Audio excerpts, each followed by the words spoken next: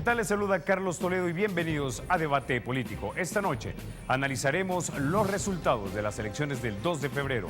Vamos a conocer las posibles alianzas de los partidos políticos en contienda electoral. También analizaremos los giros de timón que experimentarán las campañas de los partidos de cara al 9 de marzo. Además, vamos a recapitular las principales propuestas de Arena y el FMLN rumbo a la segunda vuelta. En el estudio nos acompañan Ernesto Mason, vicepresidente de Ideología del partido Arena, y Marcos Rodríguez, coordinador de Diálogo País. Esto es Debate Político. Muy buenas noches, Carlitos, muy buenas noches y bienvenidos a Debate Político. Les saluda Sergio Méndez y desde ya les invito a entrar en interacción con este programa. Síganos en Twitter como @debate33 y en Facebook ustedes también nos encuentran como Debate Político 33. También pueden grabar sus preguntas desde ya en video, desde su computadora, teléfono celular o simple y sencillamente una cámara. Súbanlas únicamente a la web y envíenos inmediatamente el link para descargarlo. Señores, iniciamos. Bueno, gracias, Sergio. Vamos a ir rápidamente a los resultados de la primera vuelta electoral. ¿Cómo quedaron? Estos son los datos que nos dio el Tribunal Supremo Electoral. 1.315.768 votos para un 48,93% para Arena, para FMLN, debo decir. Arena, 1.047.592 votos para un 38,96%. Unidad, 307.603 votos para un 11,44%, y el Partido Salvadoreño Progresista 11.314 y la Fraternidad Patriota Salvadoreña 6.659. Así las cosas, así terminó la primera ronda. Vamos entonces con Ernesto Mason. Ernesto, buenas noches. ¿Por qué perdió Arena? Buenas noches, Carlos. Buenas noches, Sergio. Buenas noches a Marcos. Hola, Ernesto. Saludos a todos los televidentes. Mira, es una primera vuelta. Te interrumpo rápidamente, Ernesto. Vamos a solucionar algún tipo de problemitas que se nos ha presentado con tu micrófono. Con tu micrófono, pero ya regresamos. Le cedo la palabra momentáneamente a don Marco por este tema que se ha presentado. Y la misma pregunta que acaba de articular Carlitos Toledo, don Marcos, ¿a qué se le atribuyen los resultados del pasado 2 de febrero? ¿Cuál es el análisis que ustedes realizan? ¿Qué es lo que sucedió al final y al cabo de una diferencia puntualmente que saca el FMLN de 10 puntos, históricamente hablando? Por favor. Sí, puntualmente relevante, diría yo. Yo creo que en primer lugar es que fue una elección de evaluación. Esta es la primera elección donde todos los participantes ya han gobernado.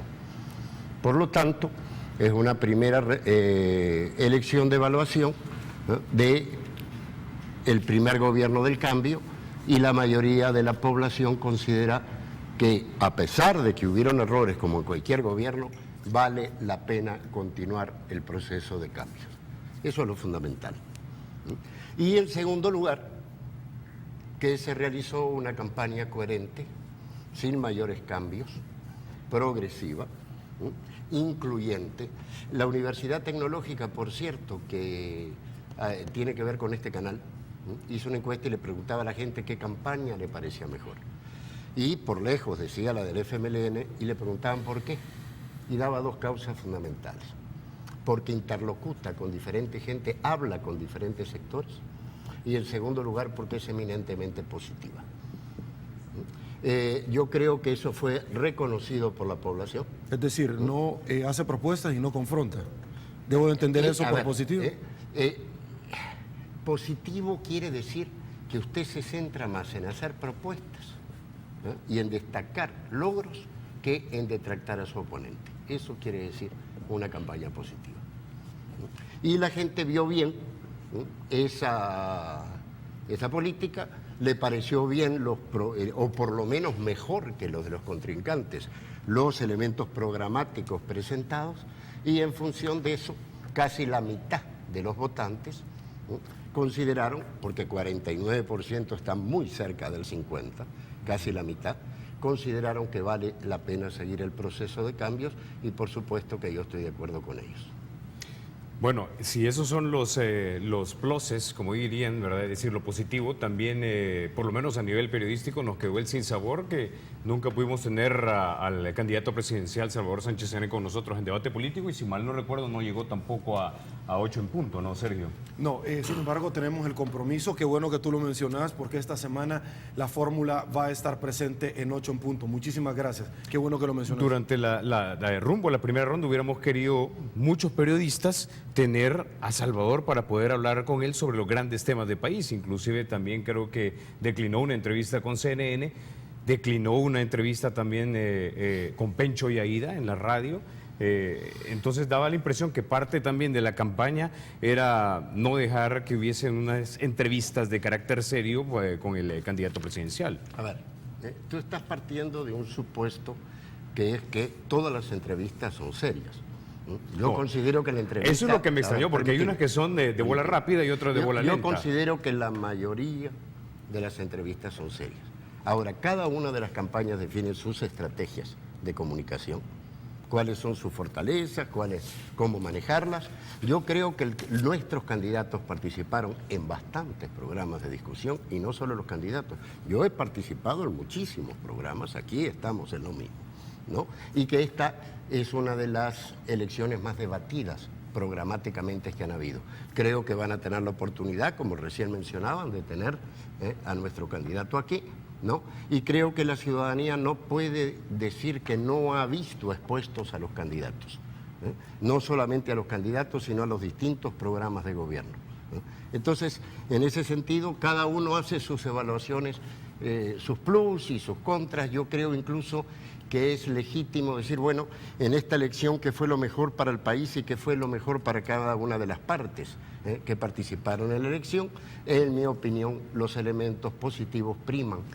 Si tú haces un análisis con perspectiva de pasado, ¿no?, con respecto a las elecciones anteriores. Inclusive es la primera vez que tuvimos un debate presidencial. Ok. El resto, Mason, hoy sí le trasladamos la pregunta que inicialmente Carlitos le articuló. ¿Por qué perdió Arena? Bueno, fue una primera vuelta que se caracterizó por el ausentismo. Entre 500 y 600 mil personas que normalmente acuden a votar a una elección presidencial no acudieron a las urnas por diferentes razones.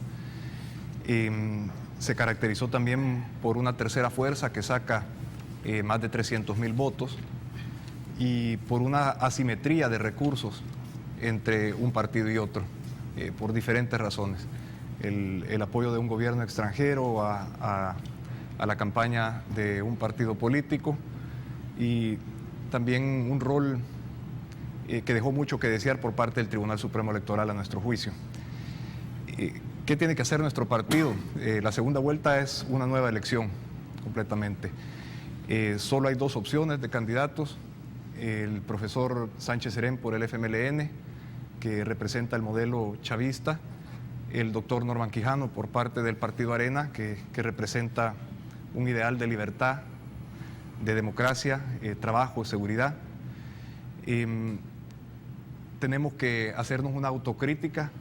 Hemos reflexionado, hemos escuchado a nuestra gente y al pueblo salvadoreño entero qué hicimos mal, cometimos errores en esta campaña y hemos tomado las medidas correctivas para que esta nueva campaña, esta nueva elección, lleve una campaña basada en las propuestas, basada en las soluciones a los grandes problemas que están aquejando a los salvadoreños, basada en dar a conocer la trayectoria de éxito que tienen nuestros candidatos.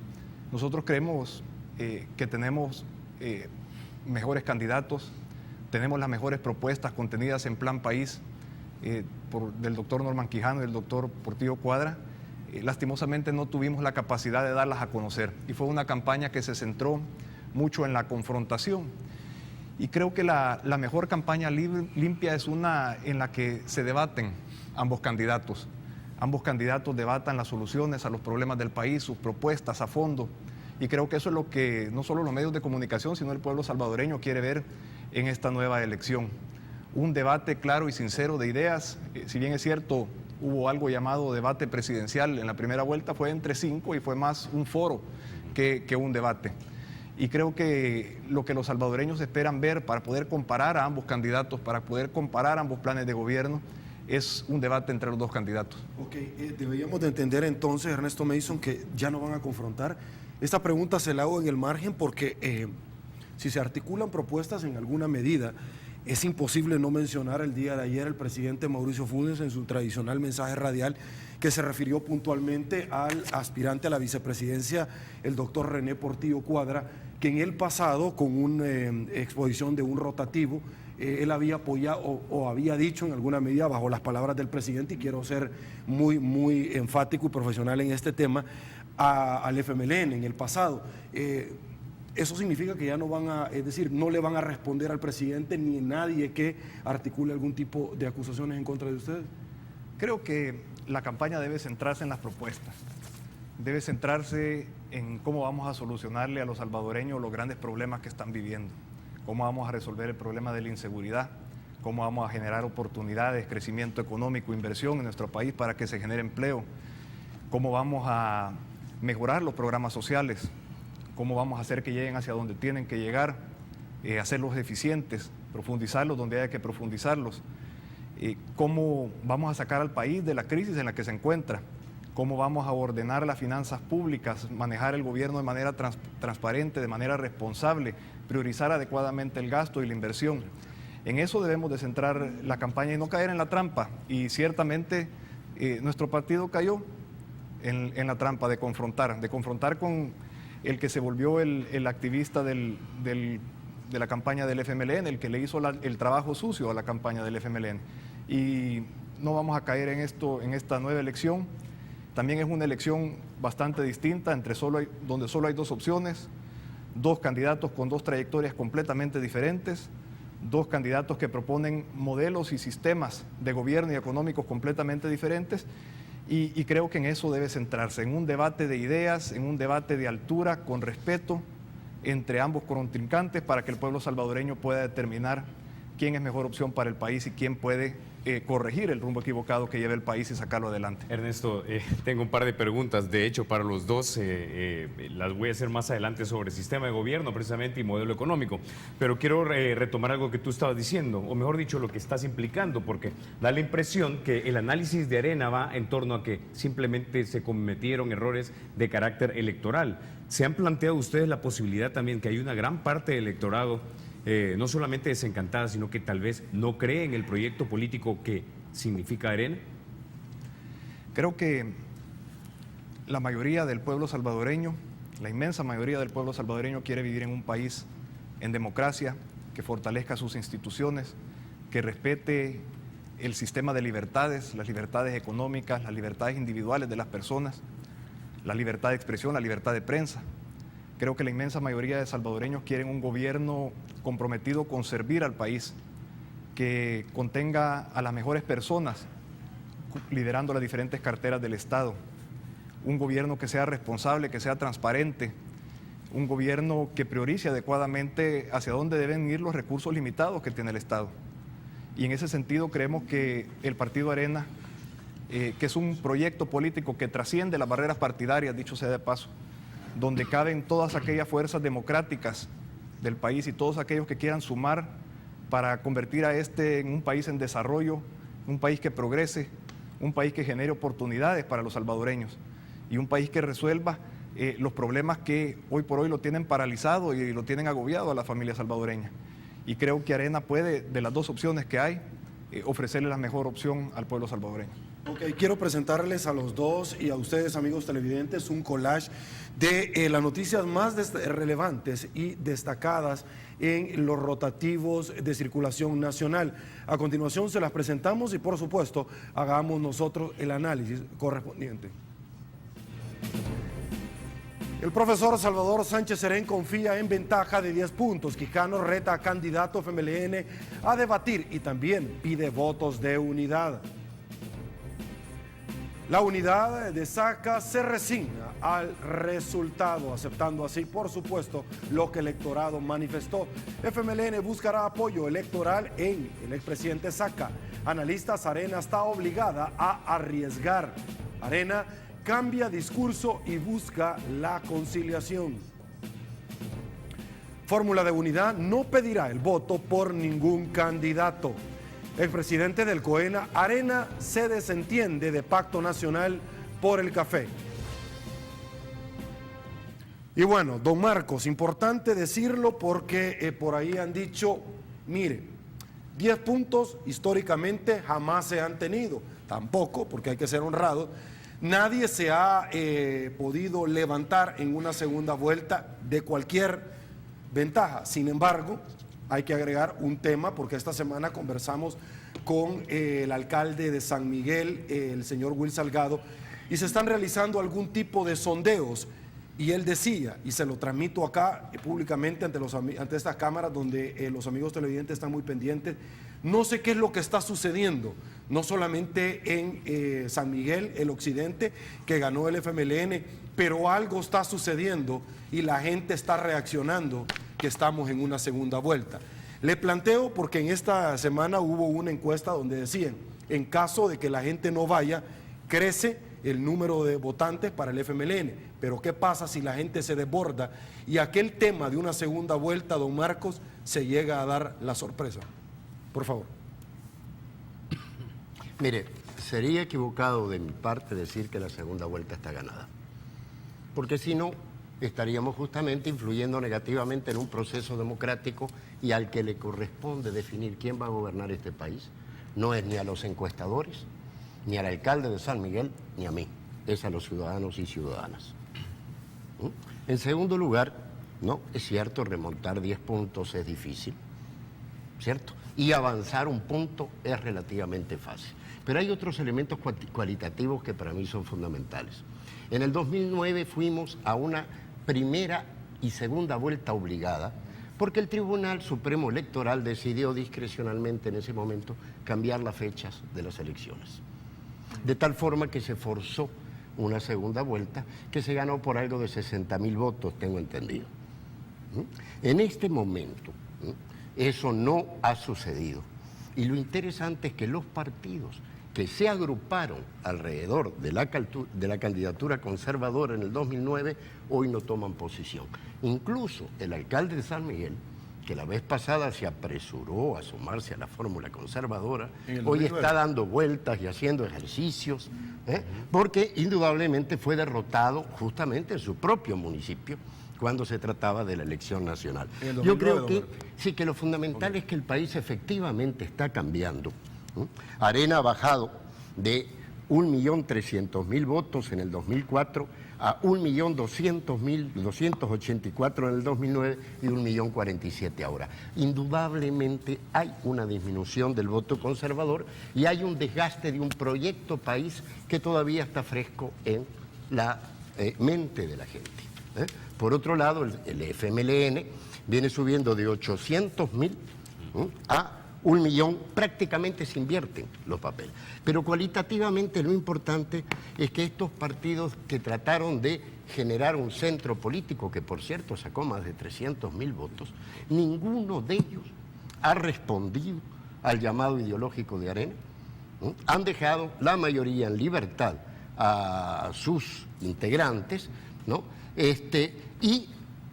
Yo creo que una parte muy considerable de esta gente no le va a dar el voto a la izquierda. Al contrario, creo que la izquierda va a tener en la próxima elección la votación histórica más grande. No falta mucho para tener la votación histórica más grande que se ha tenido. Y en el fondo hay un cambio del país que yo creo que determinados sectores sociales, que como decía un amigo, le aplicaron la misma receta que Duarte.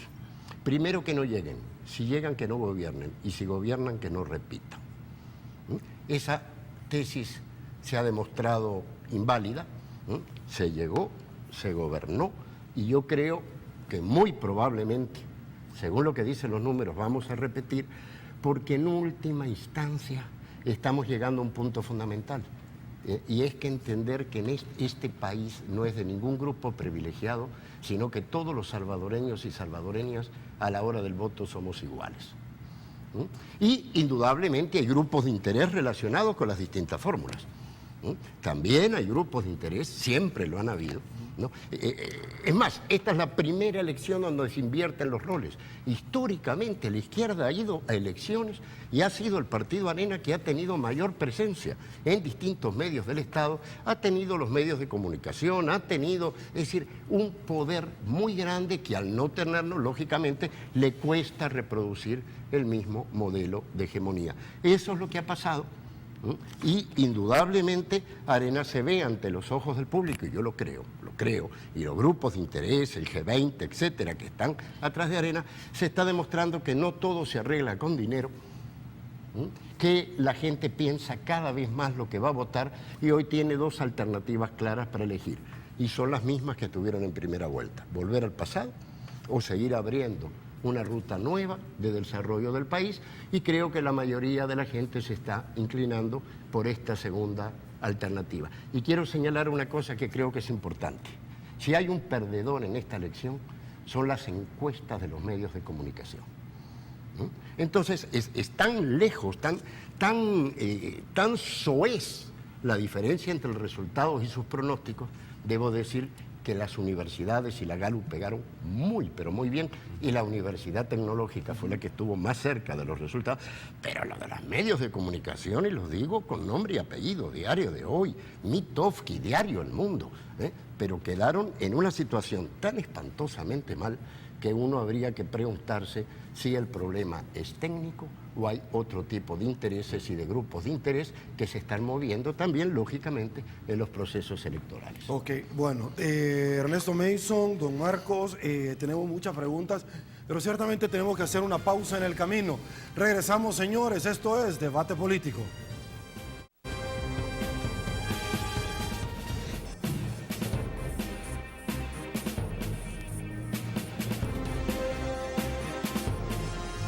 Gracias por continuar con Debate Político. Un saludo a quienes nos sintonizan a través del www.canal33.tv. Vamos a recordarles que pueden enviarnos también sus preguntas y comentarios para nuestros invitados de esta noche a nuestras redes sociales en @debate33 en Twitter o en Facebook, que nos encuentra como Debate Político 33. Muchísimas gracias, Carlito. Gracias a ustedes por permanecer en sintonía de su programa Debate Político. Y bueno, hablando de los resultados del pasado 2 de febrero, cobertura total de Canal 33. Y por supuesto, vamos a estar nosotros el 9 de marzo. Fuimos a las calles, consultamos a la ciudadanía sobre su participación en una posible, hoy por hoy ya realidad, segunda vuelta ya en el 2 de febrero. Esto fue lo que nos dijeron. A continuación se lo presentamos. Adelante. No, todavía no sé, no voté en la primera, no sé si voy a votar en la segunda. Sí, ya lo hice en la primera, cumplir con el derecho de ciudadano. Porque es necesario para nuestro país. Pienso que todas las personas tenemos derecho a votar y tenemos que hacerlo. Sí, claro que sí. Bueno, porque definitivamente es un deber para cada ciudadano y creo yo que todos estamos obligados a ir a emitir el voto. No voté ni voy a votar. Bueno, y escuchábamos parte de lo que opina nuestra gente. Bueno, les adelantaba que tenía un par de preguntas tanto para Marcos como para Ernesto. Nuestras preguntas las redacté haciendo una pequeña investigación de lo que se ha publicado hasta hoy día, no solamente en medios de prensa, sino que también son organizaciones serias como el PNUD. Así que voy a empezar primero con Ernesto. Esta pregunta a propósito es larga porque lleva una serie de ideas para sustentarla, pero es importante armarla de esta manera, Ernesto. Los datos que he tomado son del último informe del desarrollo del PNUD. En los últimos 100 años, desde 1906, el país apenas gastó en educación y salud 8%. Esto subió entre 1951 y 1979, fue el 35,6%. Durante los 80 fue 26,9%. Entre el 90 y el 2012, 32%. Esto incluye ya gobierno de Arena y del Frente. Estos son gastos en educación y salud que los expertos consideran insuficientes. Entre el 60 y el 75, época que muchos creen fue de mucha bonanza económica, el país fue de tener un 11% de familias sin tierra a un 41% de familias sin tierra. Vamos ahora a los 90, cuando ya Arena era instrumento político de la derecha nacional. Se privatiza la banca. El mismo Arturo Sabla, ex candidato a vicepresidente y ministro de Economía de la administración Cristiani, en artículos de prensa expresó en el pasado que no aprueba cómo se llevó a cabo esta, por usarse dinero de los contribuyentes, 1.900 millones de colones de ese entonces, y porque estos acabaron en pocas manos. La revista Proceso de la UCA en 1998, haciendo un balance económico, detalla sobre la apuesta económica del presidente Calderón Sol. Dice, continuó con terciarización, específicamente por la expansión del sector financiero. A los intereses de este sector no ha sido ajena la privatización de la energía eléctrica, telecomunicaciones y pensión de retiro. La administración Calderón Sol ha apoyado incondicionalmente a grupos financieros más fuertes del país. Como consecuencia, Provesa rural y urbana continúan, ¿no? En la administración Flores se dolariza durante una madrugada en la Asamblea Legislativa sin mayor consulta. Durante la administración Saca no se mejoró, ninguno de estos tampoco, ¿no? Son casi 60.000 salvadoreños los que salieron anualmente entre 2000 y 2010. Y vamos a parar aquí.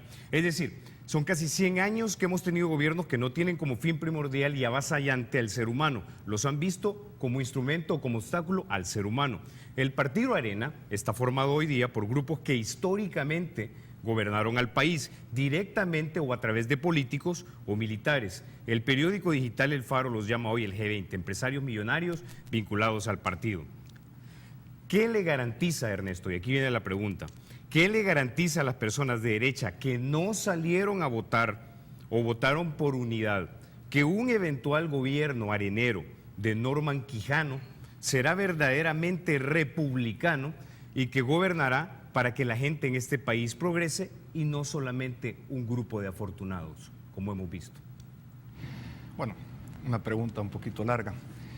Mira, yo creo que ningún país puede salir del subdesarrollo si no invierte de manera decidida en educación y en salud de los salvadoreños. Hay que recordar en qué contexto llega Arena al gobierno en 1989.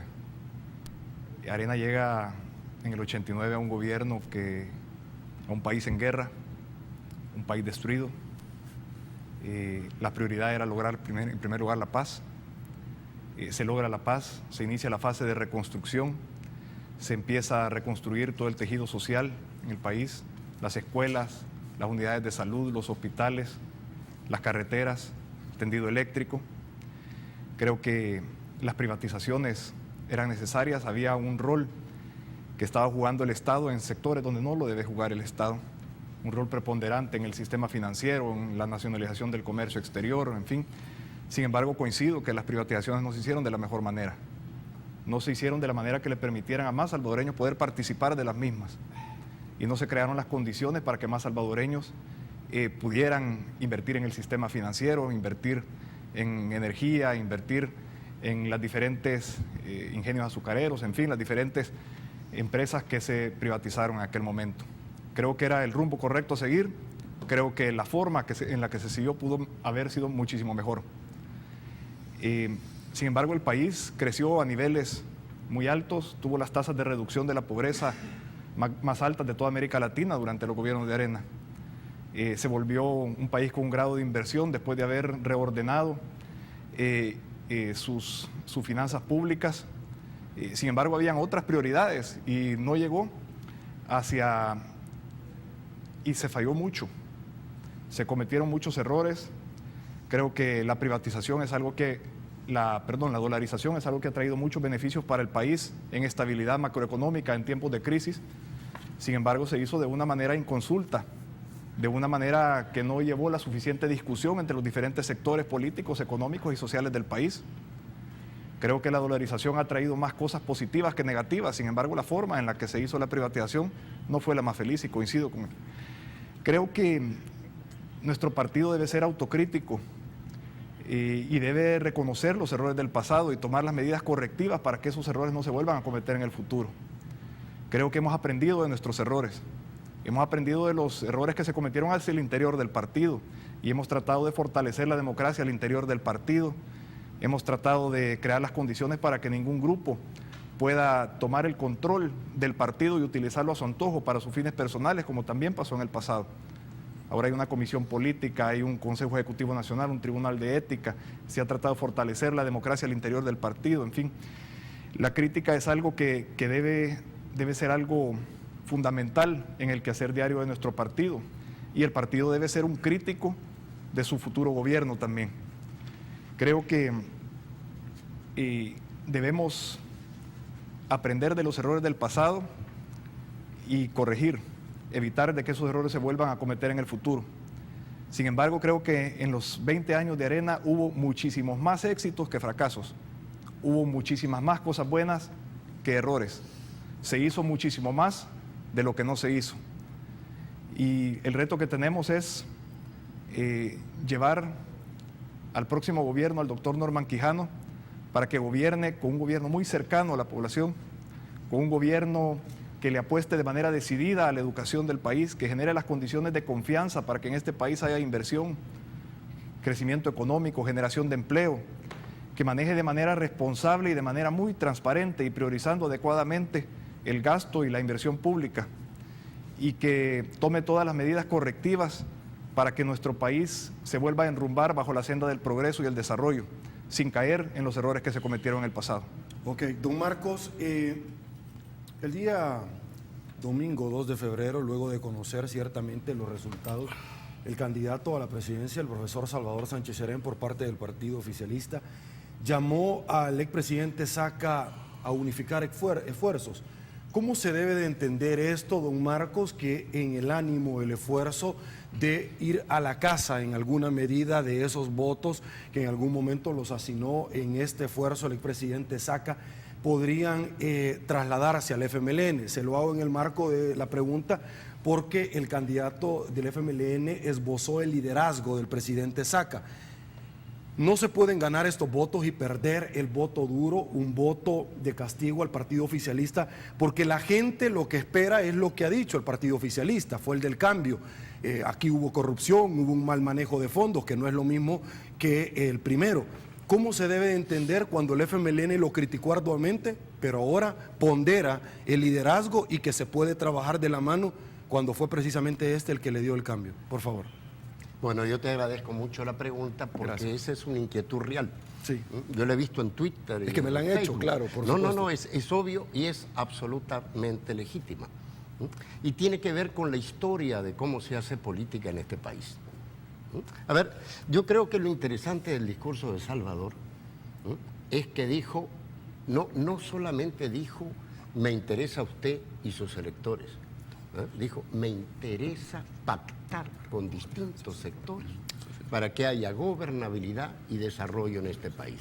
Y yo creo que es algo que quizás a algunos televidentes les va a costar entender, pero que yo piense que yo tengo razón en algo, no quiere decir que no estoy dispuesto a establecer acuerdos para generar cambios positivos para el país. O sea, tú has vivido en los Estados Unidos, lo sabes perfectamente bien, ¿verdad? Es decir, una cosa es que tú plantees cuál es tu posición y otra es que tengas la correlación política y social para producir los cambios que tú quieres. Una vez le preguntaron a Lula en Brasil, pero ¿por qué no hizo usted todo lo que dijo en el programa? Y Lula dijo, ¿tú no notaste que saqué el 42% de los votos? Quiere decir que el 58% no votó por este programa.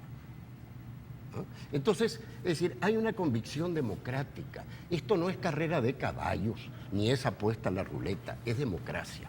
Quiere decir que la gente debe tener propuestas diferenciadas para elegir y debe entender que se deben establecer los acuerdos necesarios para gobernar. Ahora bien, ¿cuál es el problema? El problema no es con quién usted establece acuerdos, es cuáles son los acuerdos y cuáles son las fichas de cambio. Si los hace por abajo de la mesa, ¿cierto? O los dice públicamente y establece que los acuerdos, en caso de hacerse acuerdos, deben ser públicos. Es un problema de transparencia. Transparencia no es solamente no robar, transparencia es gestionar honestamente el Estado y establecer acuerdos transparentes. Lógicamente hay gente que está más de acuerdo y gente que está en menos acuerdo. Pero nuestra posición y la posición del futuro presidente es clara. Vamos a concertar. Vamos a establecer acuerdos, lo vamos a hacer de la forma más transparente posible, no vamos a hacer un uso patrimonial del Estado donde yo entrego pedazos a cambio de votos, vamos a tratar de transparentar no solo el Estado, sino la forma de hacer política en este país. Lógicamente hay incertidumbre, lógicamente hay temores, son absolutamente legítimos. Pero para mí el discurso de Salvador fue impecable y lo que está señalando es una nueva época en cuanto a la forma de hacer política en este país. Okay. Marcos, tenía una pregunta preparada para usted también. Y es en torno, fácil como la que hicimos a Ernesto. Está bueno. Nidia Díaz es citada por la prensa gráfica en enero 16 de 2010 diciendo que hay que reformar el artículo 248 de la Constitución, que se refiere al sistema de gobierno y a la alternabilidad en el ejercicio. José Luis Merino, en octubre de 2007, en el periódico digital El Faro, es citado diciendo que cree que es necesario cambiar el sistema al socialismo, que es cambiar en esencia el modelo. En el marco del periodo histórico del Frente, este periodo corresponde al de la búsqueda de la democracia. No estamos planteando para mañana un gobierno socialista. Hablando sobre el modelo de la ex Unión Soviética, dice, más allá de sus debilidades, errores dirigentes de los que condujeron a aquellos procesos, ha sido uno de los modelos más justos, donde se resolvió de manera más profunda las necesidades de los pueblos. Otra pregunta, ¿en los planes del FMLN está llegar al poder para alternarse en él? No, dice, nosotros no somos alternancia, somos alternativa. Es llegar al poder, conquistar a la nación entera y que esta forma de gobierno no cambie. Por supuesto, no con bayonetas, etcétera, ¿no? Sabemos que para esto se necesita correlación de fuerzas y sabemos que Óscar Ortiz ya lo dijo en una entrevista de una televisora también, que no está en los planes reformar la Constitución, pero aquel ciudadano que no votó por el Frente, que votó por Unidad, que votó por Arena, o incluso los que votaron por el Frente, tienen la garantía que no se moverá la República a tener una presidencia que domine y avasalle las instituciones, porque como se pueden cometer aciertos con todo el poder, se pueden también cometer muchos desaciertos con todo el poder. Sí, absolutamente. Y al contrario, es decir, cuando se tiene demasiado... A ver, hay un dicho que dice... En otro país dicen, el dulce pica los dientes, ¿cierto? Es decir, el poder hay que saber manejarlo. Para mí, con todo respeto, los 20 años de Arena es un ejemplo de que se pueden cometer errores cuando uno pierde. Es decir, uno va ganando, tiene demasiado poder y pierde la dimensión, ¿verdad?, del control social. Entonces, es decir, es lógico que haya cierto temor con respecto a las aspiraciones socialistas. Salvador lo ha dicho claramente, este país va a ser socialista cuando el pueblo decida que quiere ser socialista. Antes no. Lo que no quiere decir, usted puede ser evangélico o católico, lo que no quiere decir que usted va a obligar a que la gente sea católica o sea evangélica, pero usted tiene derecho a tener sus propias convicciones. En ese sentido, el FMLN viene de una matriz socialista, sus colores son socialistas, pero hay que reconocer que todos los temores que se manejaron, que íbamos a romper con Estados Unidos, que se iban a interrumpir las remesas, que este país iba a ser un caos, que se iba a sacarle la casa a la gente. Al contrario, nadie ha dado más escrituras que este gobierno. El presidente Obama vino a El Salvador y ¿a quién fue a ver? La tumba de Monseñor Romero. Es decir, entonces, en realidad, yo admito como factible la pregunta, pero es lógico que cuando no hay mucho que atacar de un gobierno o de una propuesta, usted crea un imaginario. Da la impresión que la elección es contra Venezuela. No, señores, la elección no es entre un proyecto conservador, que incluso fuimos el último país del mundo en firmar relaciones con Cuba. Díganme qué problema ha habido en este país por firmar relaciones diplomáticas con Cuba. Absolutamente ninguno. Al contrario, el país Cuba es de los países con los cuales tenemos una relación comercial ventajosa. Entonces, realmente yo creo que hay un sector social que no solamente produce, sino que se cree sus propios fantasmas. El otro día estaba hablando, pero, Marcos, por cierto... Pero Marcos, vamos, hasta abril del año pasado, si mal no recuerdo, había una propuesta de reforma a la Constitución en la Asamblea entre de diputados de Gana y del FMLN, en que querían que no hubiese, por ejemplo, afiliación partidaria para pertenecer a la Corte Suprema o a la Corte de Cuentas, lo que implicaría colores abiertos ahí. También el entuerto creado por Arena, luego de querer hacer por unanimidad las decisiones de la Corte Suprema de Justicia, el Frente tampoco quiso muy anuentemente derogar esa ley. También tenemos al presidente de la Asamblea Legislativa ninguneando también a la Corte Suprema, a la Sala de lo Constitucional, y también haciendo caso omiso de la Comisión de la Libertad de Información, algo que debería... ¿Sí? O sea, tampoco estamos viendo que algunas de sus principales figuras, y si a eso sumamos estas declaraciones, no son precisamente a la líder del respeto a la institucionalidad en el país, o por lo menos no se muestran así. A ver, el FMLN ha respetado la institucionalidad. En mi opinión, ¿no?, en el periodo personal, en el periodo anterior se cometieron algunos errores en el sentido, ¿verdad?, de no entender que políticamente en determinado momento no hay que extremar el debate público y la contradicción con determinados sectores. Ahora bien, es decir, hay dirigentes que plantean una cosa y usted mismo dijo, hay otros que plantean otra cosa. Lo cierto es que la práctica política ha sido de respeto del Estado de Derecho. Con respecto a las reformas constitucionales, no es propósito nuestro plantear una reforma constitucional. Sin embargo, a ver, ¿quién de los televidentes estaría en desacuerdo con introducir una reforma que permita que los casos de corrupción no sean prescribibles? ¿Quién de los televidentes estaría en desacuerdo con que determinadas cosas hay que preguntárselas al pueblo y no solamente la deben decidir los políticos? En Uruguay hay plebiscitos, en Suiza hay plebiscitos, en Estados Unidos hay plebiscitos. Bueno, ¿cuál es el fantasma? En este país, todos los cambios constitucionales, todos en la historia, se hicieron después de golpes de Estado. Todos, sin ninguna excepción. Resulta que hoy tenemos una democracia bastante evolucionada, en la cual, por cierto, Arena hizo su contribución a partir de los acuerdos de paz, y transformamos en un escándalo cualquier tipo de discusión política que tiene que ver con la profundización de la democracia. Entonces yo le pregunto a los televidentes, ¿estarían ustedes de acuerdo o no con hacer las reformas pertinentes para que los casos de corrupción no prescriban? ¿Sí o no? Y si eso implicara un acuerdo para cambiar y para remozar o adecuar algún artículo de la Constitución, ¿estaría bien o estaría mal?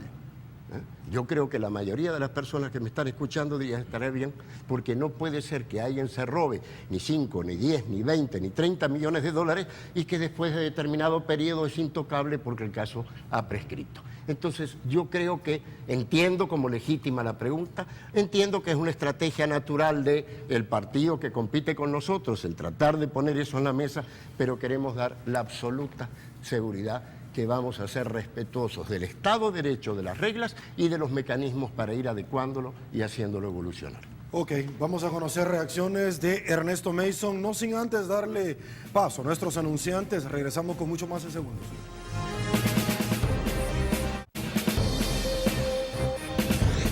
Bueno, gracias por continuar con Debate Político. Vamos a un sondeo. Le preguntamos a la gente qué cambios esperan en las campañas de los partidos para la segunda vuelta. Escuchemos lo que nos dijeron.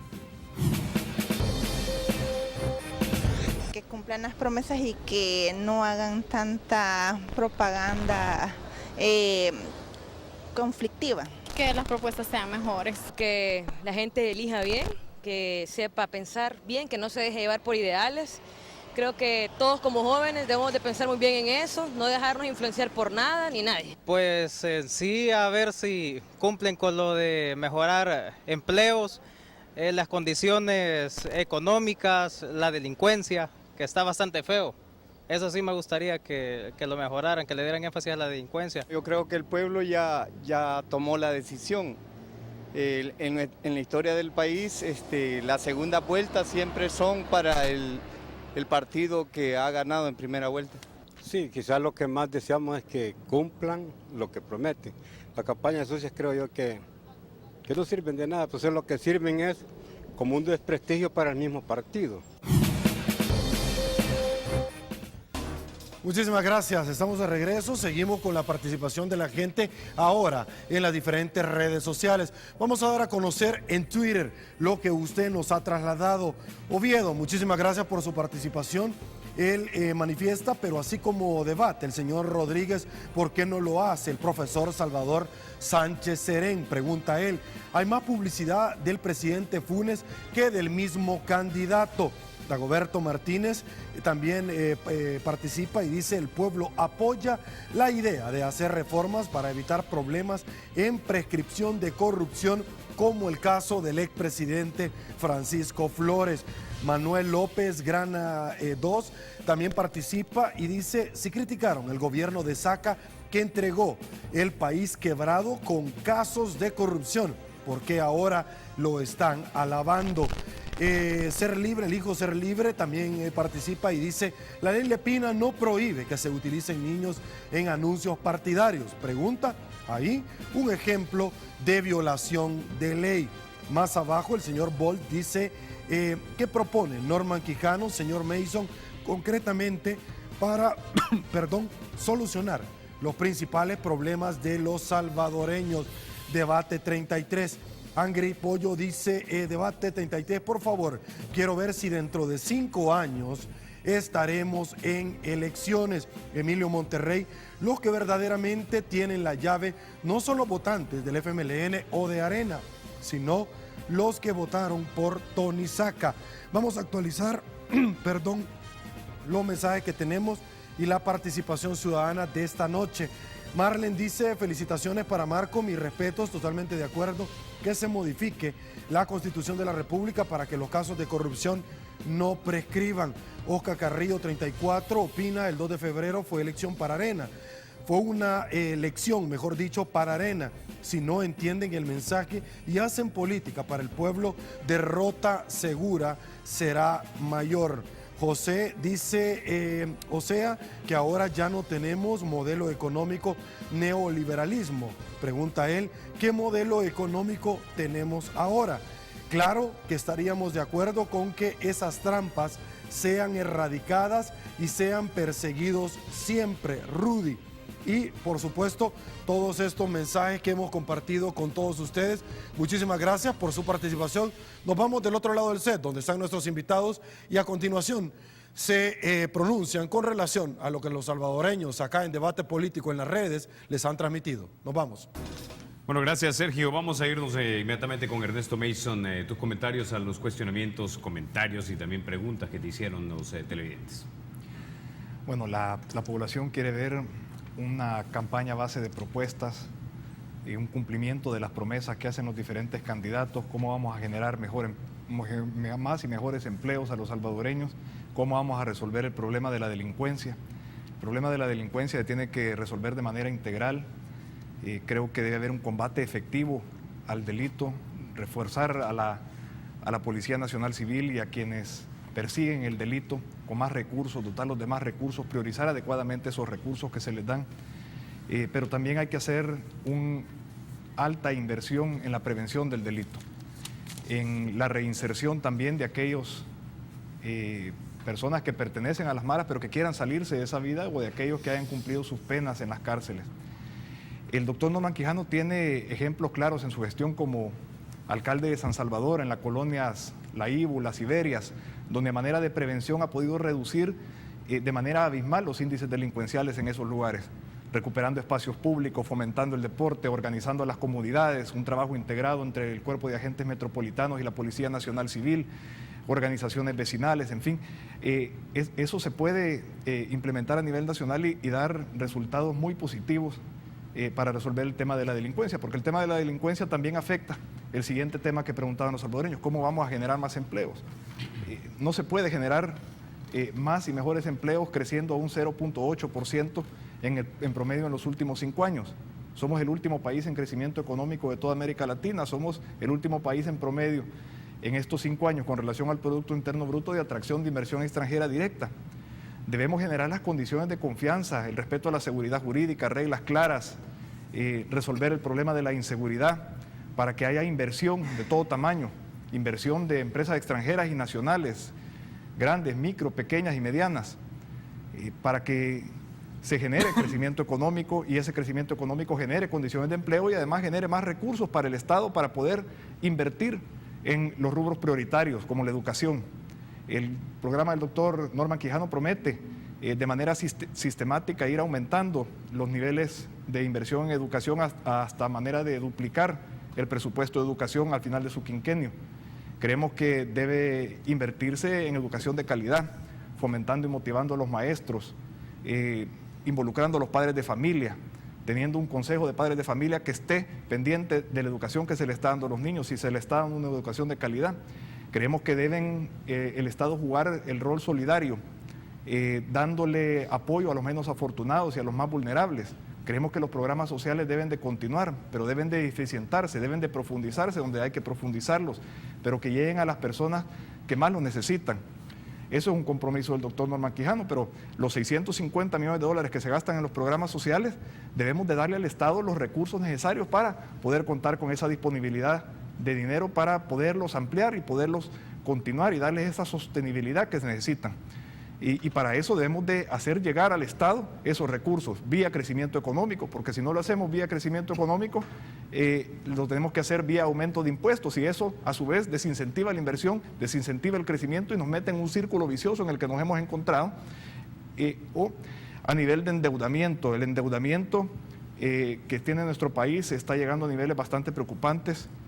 Ya más del 60% con relación al Producto Interno Bruto, sin contar la deuda de las pensiones, que es otro tema que hay que resolver como país, que anda por el 75% con relación al Producto Interno Bruto, está llegando a niveles alarmantes, que si no hacemos una adecuada disciplina fiscal y llega a un Estado que sea responsable en el manejo del gasto público, que priorice adecuadamente donde más se necesitan la inversión y el gasto público, que pare el derroche, el despilfarro, que gobierne de manera transparente hacia los salvadoreños, vamos a llegar a niveles de insostenibilidad de nuestra deuda y a niveles donde cada vez un mayor porcentaje de nuestro presupuesto se va a ir para darle servicio a la deuda y menos para invertirlo donde debe invertirse, en los sectores que deben ser prioritarios para el Estado: educación, salud, de brindar una mejor competitividad para nuestro país, para que nuestro país sea más atractivo y sea más fácil hacer negocios en nuestro país. Don Marcos, sus reacciones luego de la participación ciudadana, por favor. Bueno, mi primera impresión es que la participación ciudadana es muy similar a este debate. Para mí es importante señalar, la ciudadanía no es neutra, no es espectadora en un proceso. Hay ciudadanos y ciudadanas que tienen una posición más próxima a una corriente ideológica y política, y hay otros que tienen una impresión distinta. Y muchas de las propuestas se notaban que eran personas que ya habían definido su posición. Y eso es legítimo y es correcto, eso es la democracia.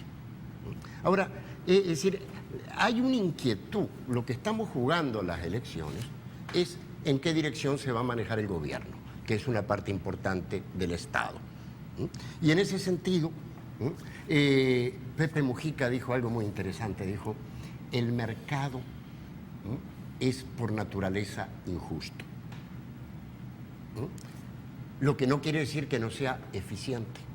Si el Estado no compensa esa tendencia del mercado, que en mi opinión es lo que ha pasado durante los 20 años anteriores, si el Estado no busca éticamente un mayor sentido de inclusión y participación de la sociedad, tenemos problemas. ¿Y por qué digo esto? Porque necesitamos más crecimiento económico, y lo hemos dicho. Estamos en reactivación económica, hay una inversión de 900 millones de dólares en vías, en Sonsonate, para una planta de gas, hay varias inversiones en camino, pero las inversiones que necesita el país no son las que vienen a comprar activos que ya existen. A nosotros no nos interesa que vengan y compren la Constancia, vengan y compren el Banco Agrícola. Nos interesan inversiones que generan nuevos activos, nuevos empleos. Y hay que reconocer que en los últimos años la mayoría de las inversiones externas estuvieron más orientadas a comprar activos que ya existían y que muchas veces privatizaba el Estado, que a crear nuevos activos y nueva generación de empleo. En este sentido, para mí hay un caso que yo siempre repito, ¿no? Una de las personas que apoya el movimiento ciudadano en que yo participo es un industrial, Tarsi Salomón López. Él heredó la planta de baterías Rayos del papá, y en el 1996 tenía 135 empleados. Hoy tiene 25. ¿Por qué? Porque en aquel momento fabricaban baterías en el país, hoy las importan de México. Nosotros necesitamos necesitamos gente que haga uniformes, que haga zapatos, que produzca leche, que produzca carne, que produzca maíz, que produzca frijol. Eso genera empleo, no cualquier inversión. No queremos burdeles, no queremos casinos, lo que queremos es inversión productiva. Este país pasó de ser uno de los países con vocación industrial más fuerte en Centroamérica a transformarse en un país que consume más de lo que produce, en un importador neto. Eso es natural, ¿por qué? Porque hay 4.000 millones de remesas orientadas al consumo. Si el Estado no balancea eso con estímulos especiales hacia la producción, no se va a generar empleo. Entonces el problema no es solo crecer, es crecer productivamente y redistribuir el ingreso. ¿Y cómo se redistribuye el ingreso? De dos formas. En primer lugar, usted integra productores. No es solamente que reparte el dinero, es que usted reparte la producción. Yo estoy seguro que si otra gente hubiera implementado el programa de los zapatos, los trae de China y consigue un distribuidor que los entrega en fecha. Es mucho más difícil tratar de que haya 500 productores de zapatos que generan empleo, pero eso es lo que genera empleo, lo otro no genera empleo, ¿no? Entonces, por un lado hay que tratar de crear nuevas oportunidades de producción y en eso estamos. Por otro lado, lógicamente es cierto, nadie quiere impuestos, por eso se llama impuesto, ¿cierto? Sin embargo, ¿no? Hay una deuda social en este país y agradezco a Ernesto que diga que hay un gasto social, una inversión social para mí es inversión, no es gasto, de 650 millones de dólares, cuando en el año 2001-2002 había un programa de 3,5 millones de dólares. O sea, la riqueza debe redistribuirse y debe seguir produciéndose, pero debe redistribuirse para generar, porque no todas las personas son igualmente competitivas. Sin embargo, para el Estado, todas las personas son iguales. O sea, que hay que buscar un mercado dinámico, un mercado productivo, pero también niveles de redistribución del ingreso que generen mayores niveles de empleo y bienestar. Y por otro lado, esto tiene que ver con la seguridad. Y por eso Salvador plantea una mano, es el Estado que reprime, que pone reglas, que captura gente, que debe procesarla adecuadamente, porque de nada sirve capturar si el 99% terminan libres, ¿no? Pero por otro lado, es el Estado que tiene también otra mano inteligente y generosa, que trata de prevenir la violencia, que se apoya, como dice Ernesto con razón, mucho más en lo local.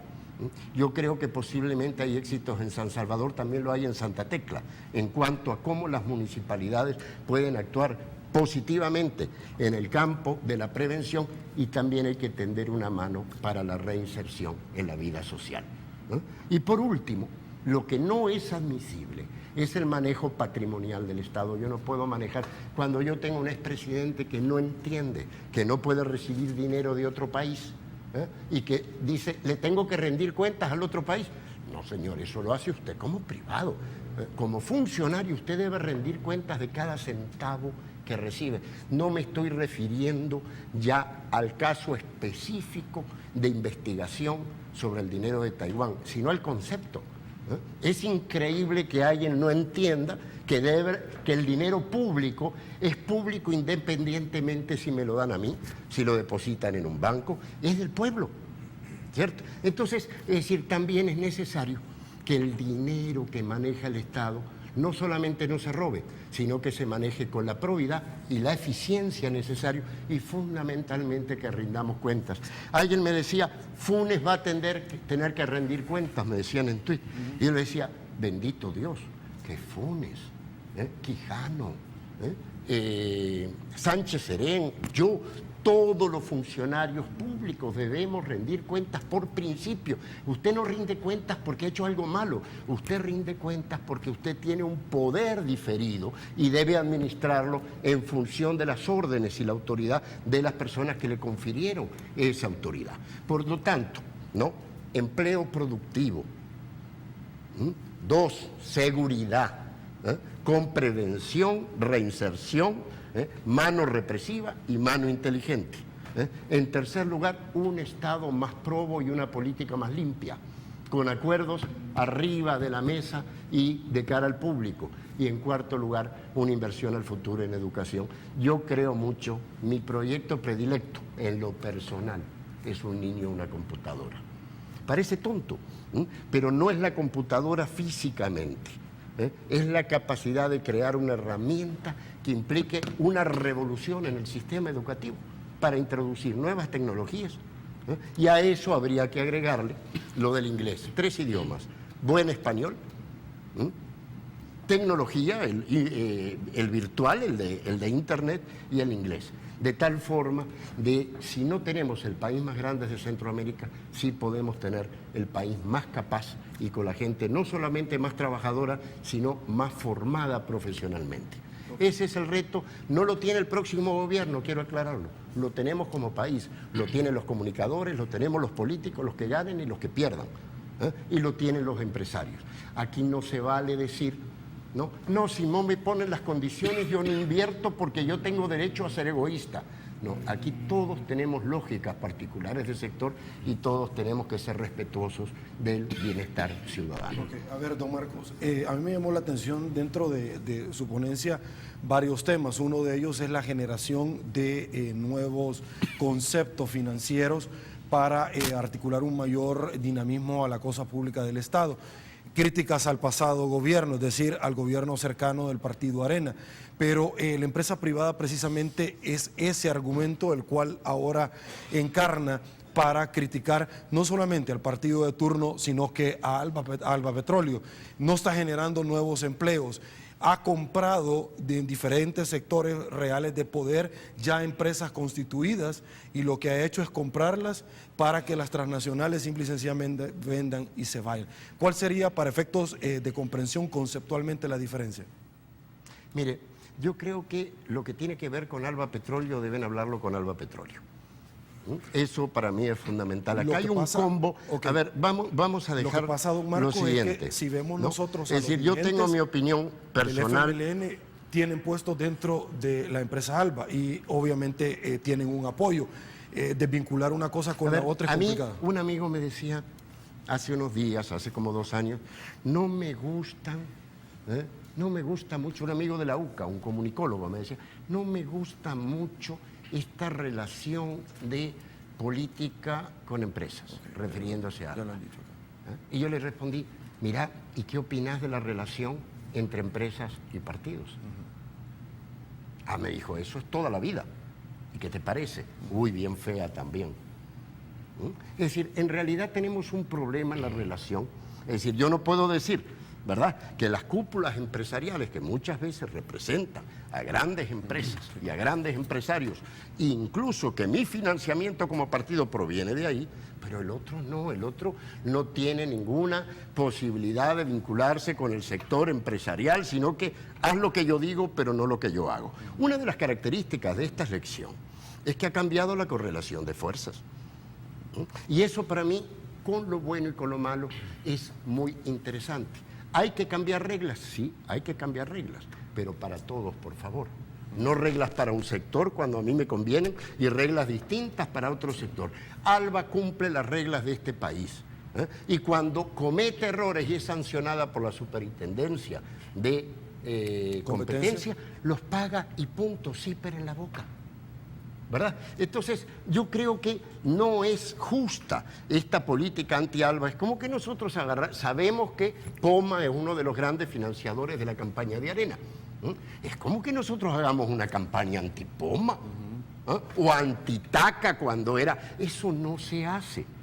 Es decir, en realidad, Alba Petróleos es una compañía que está cumpliendo con las leyes de este país, está generando ganancias, está reinvirtiendo una parte en bienestar social, compite en el mercado con las mismas reglas que los otros, ¿no? Y sí creo que sería saludable, si vamos a discutir reglas, ¿no?, a diferenciar. Por ejemplo, la bancada del FMLN en la Asamblea Legislativa planteó claramente que había que plantear restricciones al financiamiento de las empresas a los partidos políticos.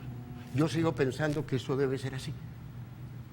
Que se está gastando demasiado dinero en campañas electorales y que en este país la relación entre dinero y política es una relación altamente peligrosa. Eso es tradicional y hay que cambiarlo. Ahora, cambia para todos, no solamente para el sector que yo quiero. Cambia para todas las empresas, no solamente para las grandes, también para las pequeñas, para los zapateros, para los textiles, para todas las micro y medianas empresas que hay en este país. Entonces, realmente yo creo que ya discusión más específica sobre cada empresa le corresponde a ellos, pero yo no me imagino a Ernesto respondiendo a nombre de las empresas de Poma, del señor Poma, ni a mí respondiendo a nombre de Alba Petróleo. Eso debería ser una discusión específica entre los sectores económicos. Marco, Ernesto, yo creo que también parte de lo cargado que está el tema de Alba es porque, cierto, es una empresa privada con socios salvadoreños, pero el dinero, el capital semilla, vino del dinero de los contribuyentes del pueblo venezolano, cuyo gobierno es el gobierno, bueno, el gobierno de Chávez en un primer momento y ahora el gobierno del presidente Maduro. Y eso es cargado políticamente en este país porque se cree que no solamente los están financiando, sino que hay una intencionalidad política para financiar este partido que llevaría luego la República en los caminos del régimen chavista. Y muchos piensan que ese no es el camino que debería llevar El Salvador. ¿Es esa la premisa que está detrás de la oposición, por ejemplo, de Arena a Alba? En primer lugar, Carlos, Alba no es una empresa privada. Alba es una empresa eminentemente pública. Tiene dos socios. Un socio es PDVSA, que es propiedad del gobierno de Venezuela, y el otro socio es Enepasa, que es propiedad de diferentes municipalidades de aquí de El Salvador gobernadas por el FMLN. A mí me parece muy bien lo que dice Marcos de que cuando se recibe dinero de un gobierno extranjero y cuando se usan dineros públicos, se debe ser transparente con el uso de esos recursos. Creo que tiene toda la razón. A mí me gustaría que eso se aplicara a Alba, porque a pesar de que utiliza dinero público de un gobierno extranjero, a pesar de que utiliza dinero público de diferentes municipalidades de El Salvador, no es transparente, ni está siendo controlado ni auditado por la Corte de Cuentas de la República. En clara violación a la ley de partidos políticos, un gobierno extranjero está indirectamente financiando una campaña y a un partido político a través del consorcio de empresas Alba. Nosotros estamos muy a favor de que se transparente el financiamiento de los partidos políticos. Creo que eso ayudaría a que le dé cumplimiento a la ley de partidos políticos y también debería de haber voluntad del ente rector electoral, del Tribunal Supremo Electoral, que ha sido completamente pasivo y permisivo en este caso de financiamiento obvio y descarado de un gobierno extranjero y de recursos públicos a una campaña política como ha ocurrido con el Alba. Ok, bueno, vamos a una pausa, Carlitos, regresamos. Así es, regresamos en minutos. Estamos de regreso, muchísimas gracias por su preferencia, esto es Debate Político. Vamos a aprovechar los últimos minutos de este bloque para conversar un poquito de propuestas, para que usted tenga bien fresca las propuestas de ambos partidos. Arranco con usted, por favor. Bueno, el principal problema que está agobiando a los salvadoreños es el problema de la inseguridad. El doctor Quijano propone un alto énfasis en la prevención del delito, un Consejo Nacional de la Seguridad Pública liderado por el presidente de la República que va a integrar a todos los organismos a cargo del combate de la inseguridad, el énfasis en la reinserción, la readaptación de aquellos que quieran salirse de las maras y haber cumplido sus condenas en las cárceles, y definitivamente no pactar con criminales fuera del marco de la legalidad, no pactos oscuros que se hagan de manera no transparente en perjuicio de la población. Creemos que se debe continuar y se debe mejorar con los programas sociales. Se debe mejorar el subsidio del gas, que sea aplicable para todos, de manera que puedan los salvadoreños gozar de un subsidio del gas de la manera que se hacía antes, controlando las fronteras para que no haya el contrabando que se daba en aquel momento. Los paquetes escolares se le puede mejorar con la mochila y darlos a tiempo. Creo que es algo que eficientizar los programas sociales es una de las tareas del próximo gobierno, creo que debe continuar.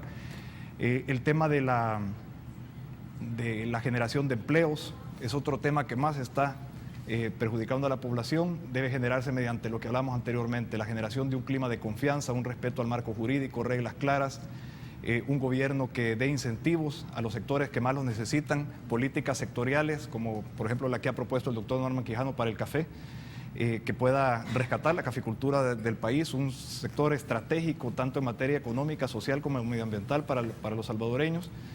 Debe generarse las condiciones de un clima de confianza para que haya inversión, crecimiento económico, generación de empleo, un uso prioritario del gasto y manejo responsable y transparente del gasto y de la inversión pública. Marcos, principales propuestas del Frente. Nuestra principal propuesta es nuestra campaña. Estamos claros que una elección es fundamentalmente una cuestión de confianza. La ciudadanía le delega a determinadas personas la autoridad para hacer determinadas cosas en un tiempo limitado.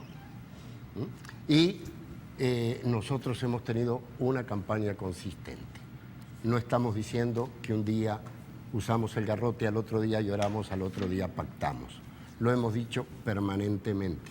Una mano inteligente, una mano fuerte, y en el medio concertación. Con Arena, sí, con el presidente, expresidente Saca y con las fuerzas de unidad. Con los empresarios, con los trabajadores y con la sociedad. Mucho trabajo local, mucho fortalecimiento desde el territorio, mucha participación ciudadana. Total probidad en el manejo de los recursos públicos, rendición de cuentas, sin pozos de agua, sin cheques raros, es decir, tratando en la medida posible que la gente de acuerdo o no de acuerdo, pero tenga la información necesaria con respecto a las personas que hemos asumido la responsabilidad de representarla. Inversión social, ¿no? Lo hemos dicho todo el tiempo. ¿No? Es una deuda histórica, no es que un día estamos derrochando y al otro día vamos a seguir y al otro día lo hacemos mejor, no, vamos a continuar con las políticas sociales. La integración social, el respeto a la diversidad de género, la inclusión social es un aspecto clave porque lo que ganamos en productividad lo perdemos en descohesión, en violencia y en división social, ¿no? Es decir, por lo tanto, generación de empleo productivo a partir no solamente de la redistribución del ingreso, sino de otras formas de producción y de nuevos agentes económicos, ¿no? Mano inteligente y mano respetable, un Estado que realmente juega su papel y, por otro lado, mucha inversión en salud y educación, que son las dos ramas fundamentales del Estado. Don Marco Rodríguez, Gracias, Ernesto Mason, muchísimas gracias por habernos invitado. Carlitos Toledo, nuevamente es un gusto haber compartido con usted. Mi querido Sergio, así es. Será el otro domingo, señores, debate político. Que el Señor los bendiga a todos.